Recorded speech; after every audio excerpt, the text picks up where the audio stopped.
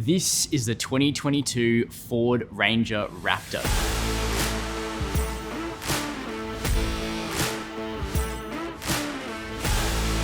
The T6.2 Raptor, of course, if you're a subscriber to the Chasing Cars channel, and I encourage you to do that down below, you would have seen that I've done a full walk around of the new T6.2 Ford Ranger Wildtrak at the end of last year. But of course, being the Raptor, this is the pinnacle of the new Ford Ranger Ute range.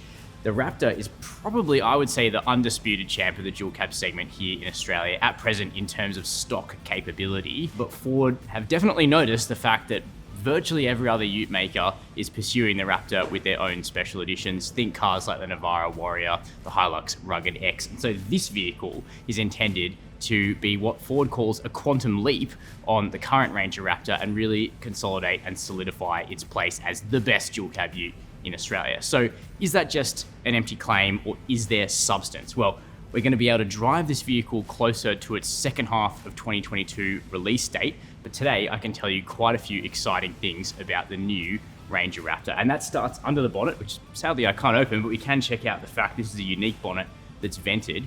There is now a petrol engine, a 3-litre twin turbocharged EcoBoost V6 petrol, making 292 kilowatts of power and 583 newton meters of torque. Now, as a reminder, the outgoing Ranger Raptor is a 2-litre 4-cylinder diesel, making 157 kilowatts of power and 500 newton meters. So this thing is going to be a major step up in performance. We're anticipating a 0 to 100 kilometer per hour sprint of under 6 seconds. So this thing is going to be seriously quick, and that's on road, but there's still Baja mode, and I'll talk about that shortly in terms of what this vehicle is designed to do off-road. Now, you will be able to hear it at a later date, so make sure to subscribe to the channel. But there is an active exhaust on this car, huge pipes we'll check out around the back shortly. And when you're running in Baja mode, it's essentially a straight through setup, and I'm told this thing sounds absolutely staggering. Can't wait to hear it. Now, obviously, we've got some design changes here at the front, unique bonnet, unique front apron. We've got the new C-clamp headlights shared with the Ranger Wildtrak, but these ones are Matrix LED. I've actually got those turned on. You can see these really nice bulb shapes here. It's a good looking headlight, really bold FORD Ford grille here, finished in this matte gray color, really nice. And then we've got some silver trim and covered tow hooks, rated tow hooks, recovery hooks here at the front. And we've actually got a little remove before flight Easter egg underneath the front here when you're unclipping those caps, which is very cool indeed. So there's absolutely no mistaking this is a Raptor from the front end. It's also worth noting there's an optional sticker package for the Raptor. So if you really want to amp it up, you can do that. Now, of course, I've got a white car here, a bit conservative, but the launch color is called Code Orange, replacing blue as the hero color, and it's absolutely phenomenal. A real Jaffa orange color, and that's probably what I would go for if I was going to be ordering one of these utes. So that's the front end. Let's take a look around the side and the back and talk about some of the capability. Ford say they're very proud of the level of differentiation with the Ranger Raptor above and beyond the standard series Ranger models. And while the roof and the doors are maintained over the standard car, we do have the unique bonnet. We've got unique fenders. We've got a widened box. So there's absolutely no mistaking this for a Wildtrak, even though the Wildtrak is actually a pretty cool looking trim, and you can find that video on our channel. Now, here at the front fender, it's vented, as is the bonnet, and we have these wheel arch extensions finished in this new satin gray color, which has a little bit of metallic to it, so it really gives it a bit of a lift, I reckon. Just a small, subtle thing, but the kind of thing you notice when you own it. Now, down here, we've got BF Goodrich all-terrain tires, KO2 tires. They're standard on the Raptor, but you've got a choice of two 17-inch wheel designs, good small wheel, chunky tire. One of the options is beadlock capable. So for people that want to go to extreme lengths, you can have it delivered like that from factory, which is very cool. Now, we've got these pumped wheel arch extensions. The stance is definitely beyond that of the Wildtrak, which is fairly flush with the fender. You can have a look here on screen at the way the Wildtrak appears. Shared doors, but what we do have is these perforated side steps here. So that's designed to let sand through for beach driving when you're using Baja mode. We'll come back to the interior in a second, but here at the box, so it's a widened stance here at the back, much like the current Raptor. Again, that same satin gray finish here at the back end. What we don't have is the little step on this particular vehicle to help getting into the box. That's one thing I have noticed. But we do have this really nicely finished box tray tub, whatever you want to call it. Ford calls it the box. And then we come around to the rear end of the ute. We've got what Ford are calling the high series tail lamp here. So this is, for Australia, it'll be for the Ranger Raptor. We might see it on the wild track, we might not, but it's a full LED piece, including the indicators. They've just gone off actually. Now we think there's going to be a black Ford badge actually around the back here. This is kind of like a late stage prototype. Not everything is perfect. There will absolutely be Raptor badging on the box at the back and the side, and that optional graphics or sticker package that I mentioned. But you can see here another 2 rated recovery hooks at the back and massive exhausts. So sadly I can't get it started and rev the engine for you. I wish I could right now. I want to hear it myself. But relying on people who know what they're talking about, I'm told that it sounds absolutely awesome.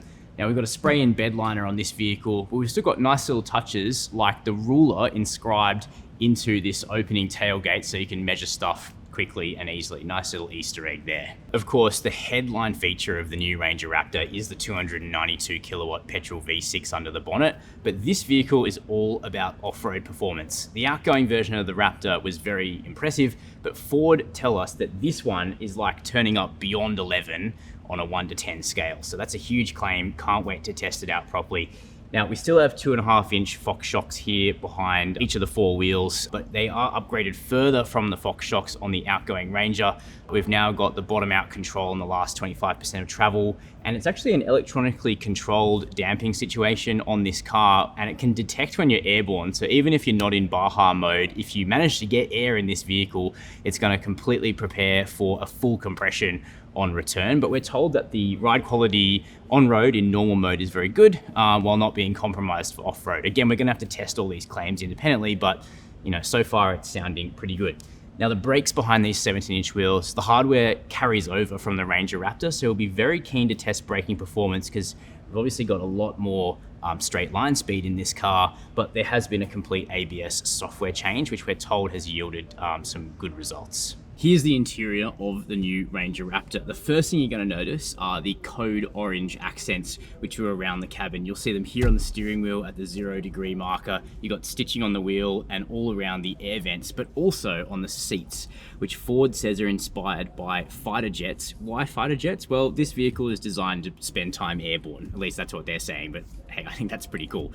They've gone for a fighter jet style seat rather than like a traditional racing seat. I'm not allowed to sit in them because this car's a late stage prototype, and Ford are definitely a little bit sensitive around the fact that some of the finishes are not quite right yet, but looking forward to getting some seat time in the vehicle soon. Certainly they look comfortable. They've got power adjustment on both sides and a higher quality of leather than the wild track. I think it's called super matte, so it's not shiny or glossy. It looks really good, and we've got actually what looks like lit Ranger logos in the seats. I think it's lit, either that or a trick of the light where I'm standing right now. Separate steering wheel to the rest of the range. We've got Raptor, we've got the code orange stitching, and then we have a 12.4-inch digital instrument cluster and a big 12-inch vertical touchscreen with wireless Apple CarPlay and Android Auto, which definitely looks cool and should be good to use. It's got Ford Sync 4A software running through it, which we think will be nice and intuitive. In the center, we've got the controller for our 10-speed torque converter automatic transmission. We've got the ability to flat shift up shifts in this car for the Raptor, which is pretty cool. And then the new permanent four-wheel drive system. So you just leave this car in 4A, 4 auto mode. With this much power and torque, you don't want to be driving in too high. At least, I mean, I think I probably would on a racetrack, but it's designed to be driven in 4 auto. There is still a 2 high mode that you can select, however. Now the finish quality, that's had a lot of concentration. We've got suede up here on the doors, which is cool. More soft touch materials in the cabin, soft up here on the instrument cluster.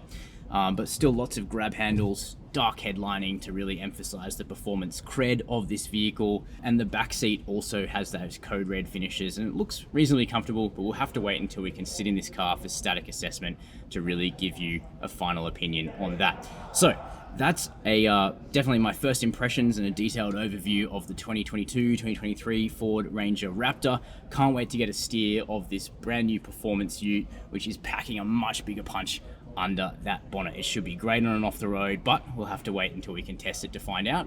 Don't miss out on that. Hit subscribe down below the video. Let me know your opinions in the comments. And as always, thank you for watching Chasing Cars.